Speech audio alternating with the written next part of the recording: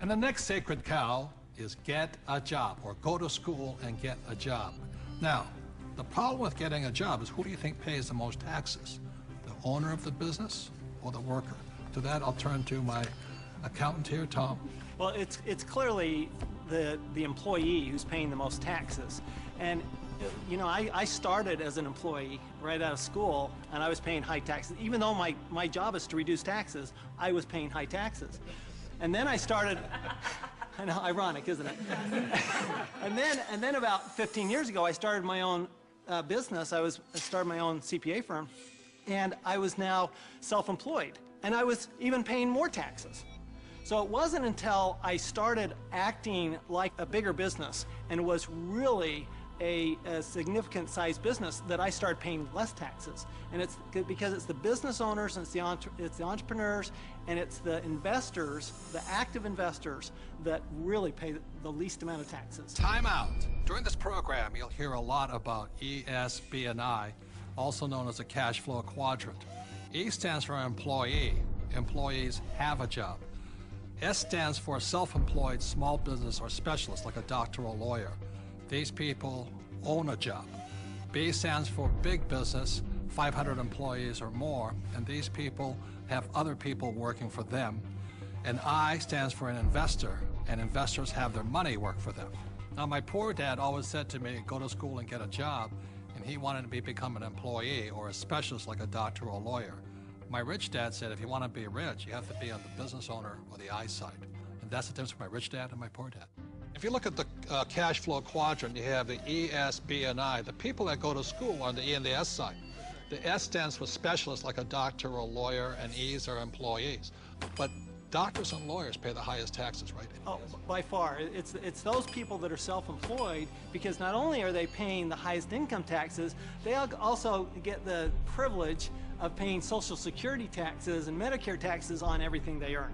So they're paying extra taxes just to be in that S quadrant. Right, so when you go to school, again, there's academic and professional. You go to school, and my mother wanted me to be a doctor. If I had followed in that footsteps, I'd be paying the highest tax possible.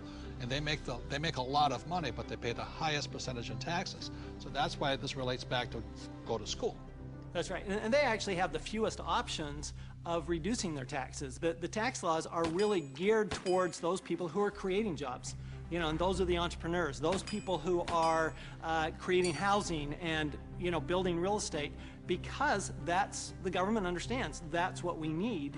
You know, we want the private sector to do that, and so we're rewarded for doing what the government wants us to do. And that's really all the tax law is. It's a system of rewards for people doing what the government wants you to do. Plus, you know, the other part of it too is this whole idea of getting a job. There was some kind of a myth out there that goes with get the job, get a safe, secure job. And so that by getting a job, somehow you're going to be taken care of for the rest of your life. And all you got to do is pick up any paper to see how many tens of thousands of people are losing their jobs. There are no safe, secure jobs. And now we're competing with India and Asia for jobs that were sacred to America at one point in time. So this whole idea of having a job that was secure is probably the most insecure thing you could be doing right now. The idea of a secure job is an industrial age idea. Exactly. The only option is put into your head is go get a job. And I wasn't around, brainwashing. Yeah, I wasn't around entrepreneurs. I wasn't around business owners growing up. I was around employees. When I first started my company 15 years ago, I went back to my class reunion, which is always an interesting thing. And I remember saying to them, yeah, you know, I started a company about 5 years ago, and they looked at me like, oh, and some of them even said it. They go, you're so brave. And I'm thinking, you know, I've had this company for 5 years now. That is the longest I had ever worked anywhere. See, without financial education, you have to get a job. What's tragic today is so many people losing their jobs. They go back to school to get another job, but they're now competing with their kids. You know, that's insanity.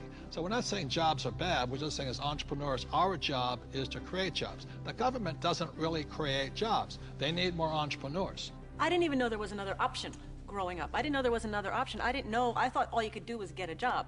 So again, it's not right or wrong to be an employee, but I'd like to know what my options are. Right, because when you were in school, did they say go to school, get your diploma, so you could become an entrepreneur?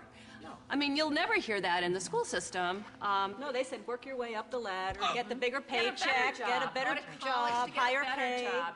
But you're right, job is the only option that you'll hear in school as a rule. And job stands for just over broke, you know? To me, the real issue with the job is it's the highest risk profession you can have because you only have one client. Now, when I started my business 15 years ago, it was after being fired from a job. And what I recognized was that, you know what, I had no control over my life because I had one client. That was my employer. Whereas now I have hundreds and thousands of clients. One client fires me, it's not the end of the world. Now my risk has gone down considerably, almost to nothing. Where when you have a job, I mean, it's just a high-risk play. Plus, the other thing is you're in complete control. That's the piece that I like. I like being able to, if I lose a client or You're an entrepreneur because nobody would hire you. I'm unemployable, there's no question. Tell the truth. But it's nice, like if you're going to lose some business or you do lose some business, you can go out and generate business and fill that gap. Financial security is more important than job security. Time out. E's and S's get punished for making mistakes, or they lose their job. B's and I's get richer from their mistakes because they learn from their mistakes.